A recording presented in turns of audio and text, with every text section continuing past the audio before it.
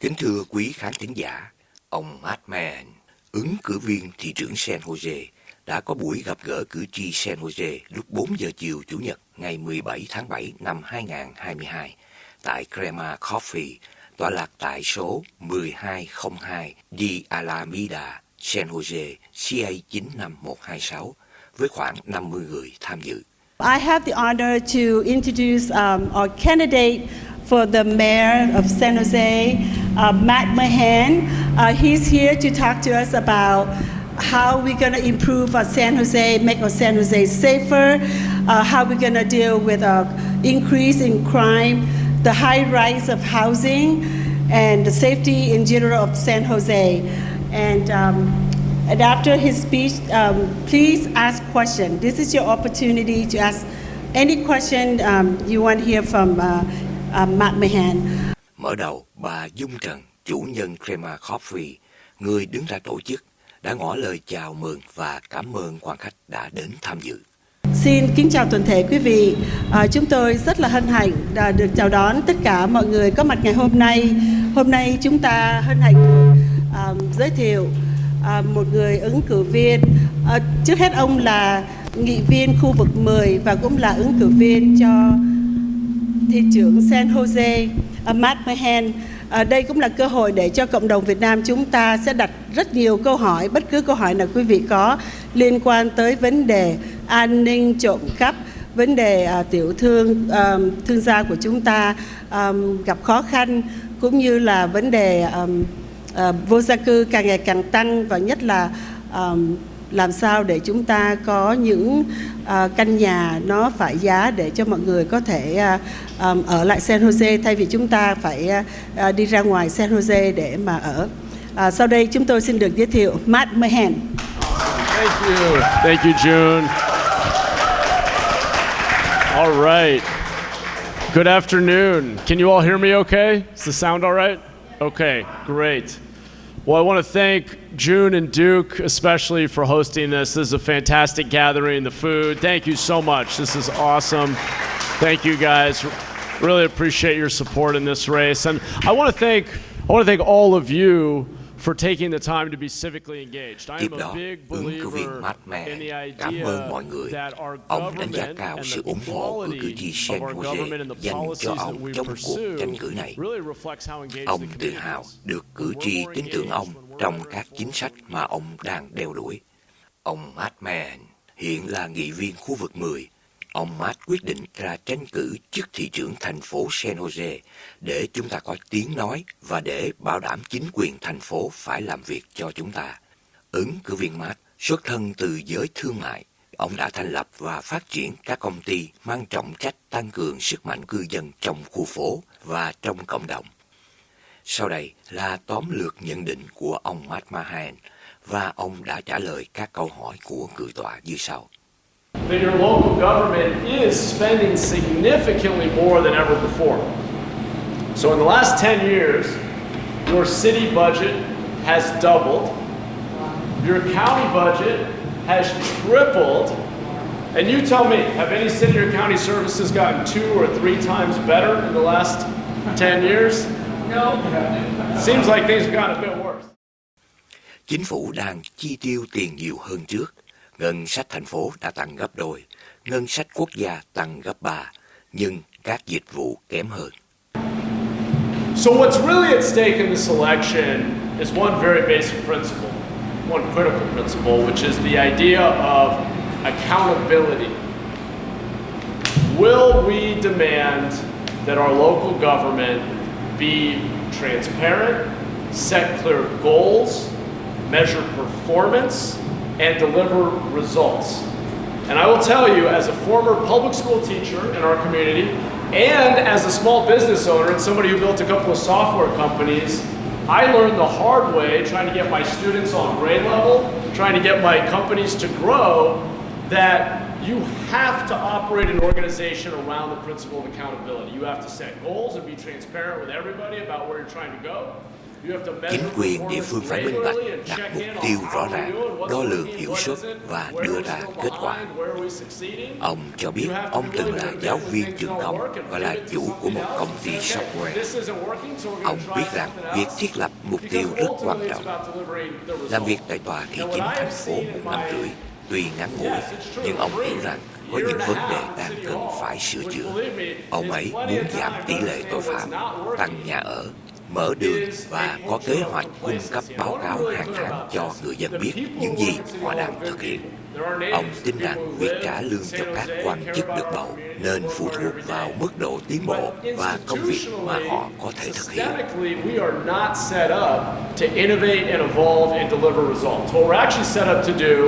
Is to do more of the same, to manage the status quo, to manage processes. That's what bureaucracies do really well. They set up a program and then they run it for eternity.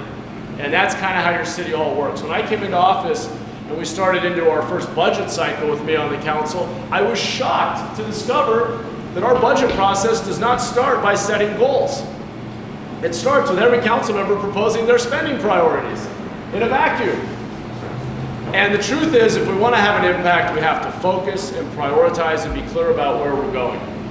You deserve a city hall that starts each budget cycle by saying, these are our top 5 priorities, baselining where we are today, where we've been in past years, benchmarking against other cities, and setting an improvement or a growth target. Saying, here's where we plan to be in 12 months after we've spent another $5 billion. And moreover, you deserve a city hall that every month is providing an update on our progress. Here's where we're spending the money, here are the programs we're investing in, here's where we're staffing up, and here's the impact we're having. It should be measurable. These things are measurable. The outcomes we all expect from our city government, so reducing the crime rate, building the housing our community needs to bring down the cost of housing, paving the roads, maintaining the parks, providing programming in the libraries and community centers. These are your core city services, and they are all measurable. But we currently do not put them up on the city website for you to actually transparently see how we're performing and whether or not we're making any progress.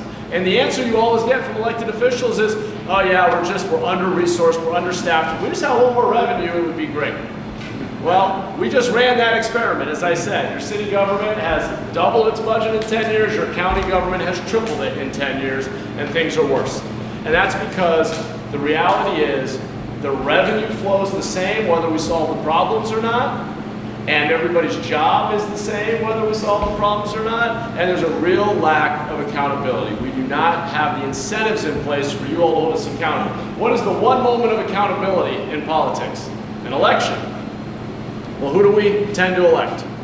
We tend to elect and re-elect the same folks who have been in office for 10, 20, 30 years because they have the highest name recognition, because they've been in office the longest, because they can raise the most money from the interest groups who are pretty happy with things being the way that they are today. And that's the cycle we need to be willing to organize and advocate to break. And I think it starts with transparency, setting goals, measuring performance, and very importantly, I believe that as elected officials and department heads, our pay raise each year should be based on how much progress we make toward the goals that we set. And that should be very transparent and something that you can look at every single day of the week as we're making progress toward our annual goals. Ông đến Harvard để nghiên cứu về chính trị. Ông đã dành 11 năm để xây dựng 2 công ty software để giúp mọi người hiểu rõ hơn về chính phủ của họ và thông tin về đại diện của họ. So I grew up in a little farming town on the other side of the hill called Watsonville. It's where your strawberries come from. Grew up in a working class family, paycheck to paycheck. When it was time for high school, our local high school had a higher dropout rate than graduation rate. And my mother, who'd grown up in San Jose, in fact, the Italian side of our family goes back 4 generations here to the orchards and the canneries, encouraged me to look at schools over here. I applied to Bellarmine, I got in, and we couldn't afford it. But they gave me a great deal. They said, if you come over every day in the summers and work on the maintenance crew, we'll forgive your tuition. So that's what I did. I took public buses over Highway 17 every day. It ended up being about 4 hours a day round trip to come in the summers to work on the maintenance crew, and then that covered my tuition. And I fell in love with San Jose.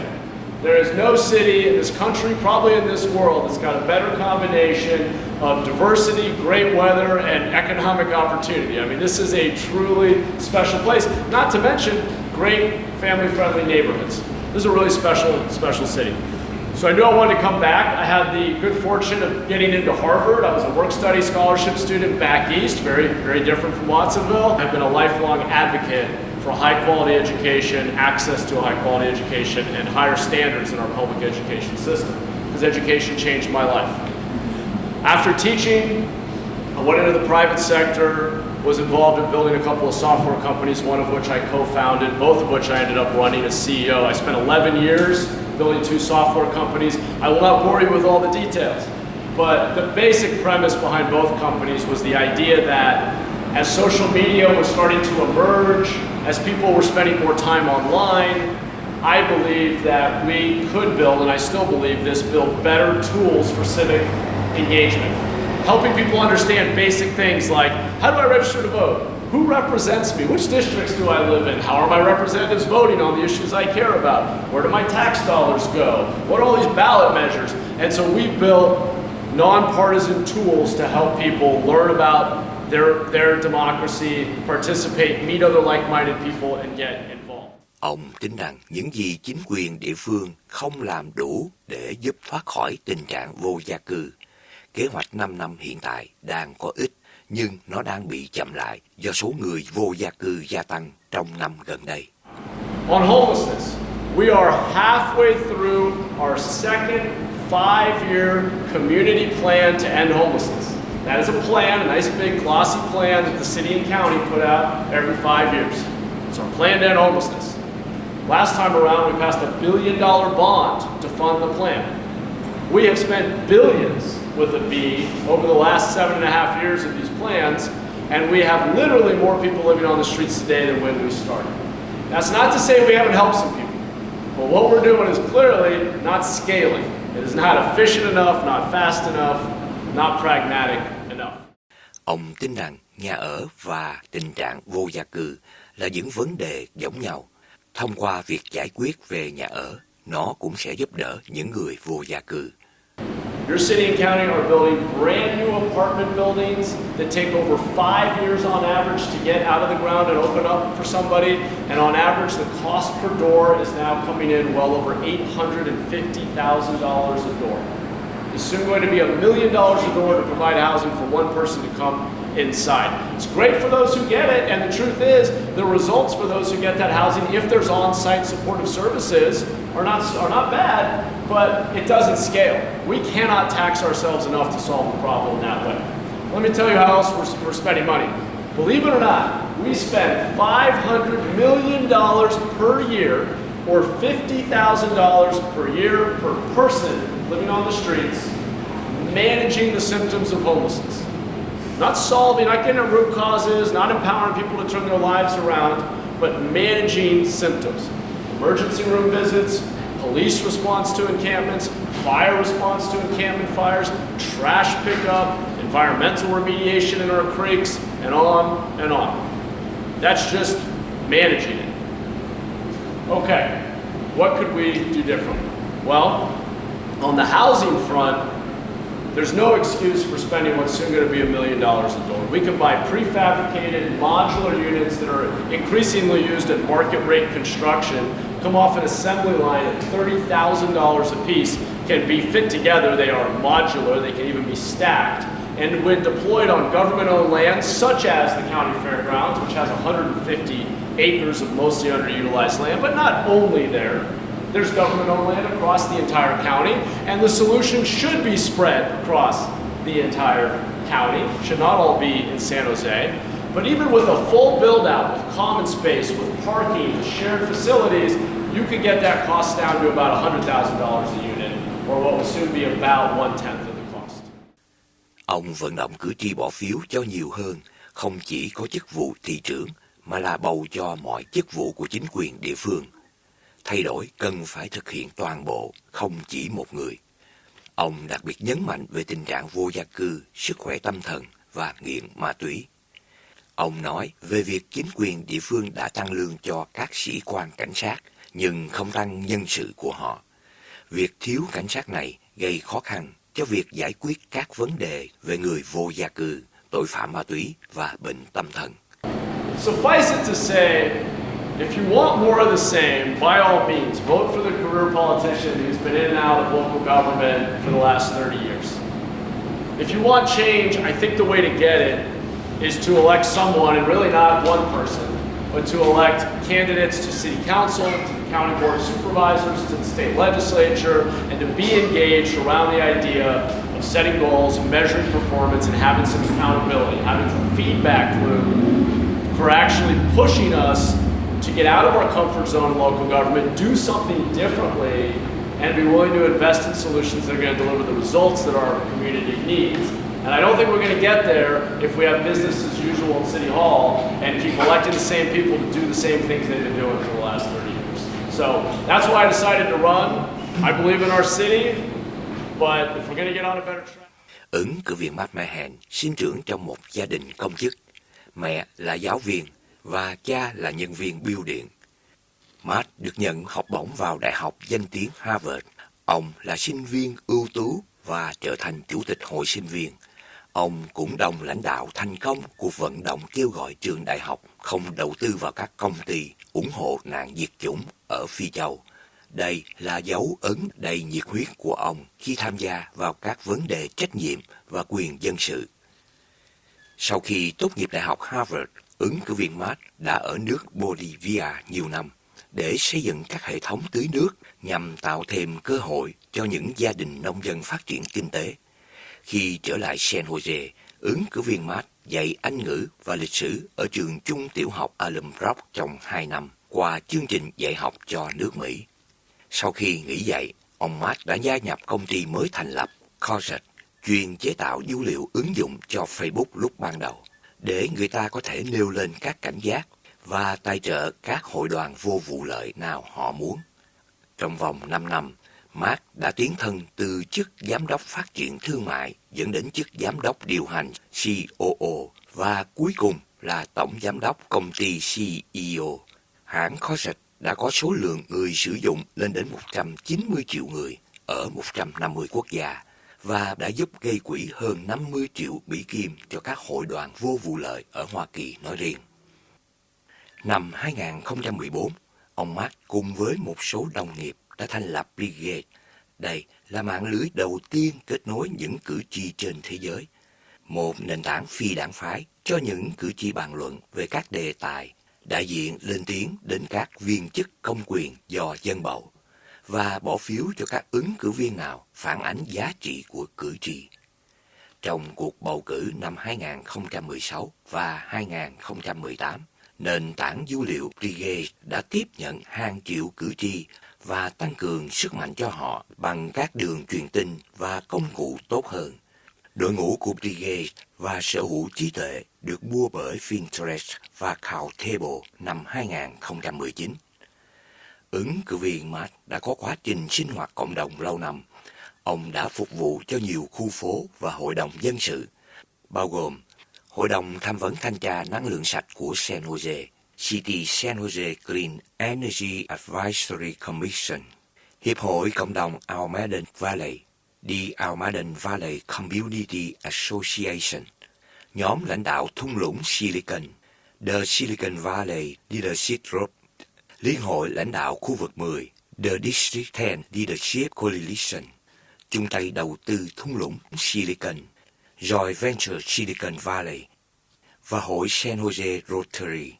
Ứng cử viên Matt cũng là sáng lập viên của hội thân hữu công viên Guadalupe Ogro Park, cũng như đồng lãnh đạo nỗ lực giữ các tuyến xe buýt 6, 3 và 13 trong khu vực Alameda Valley.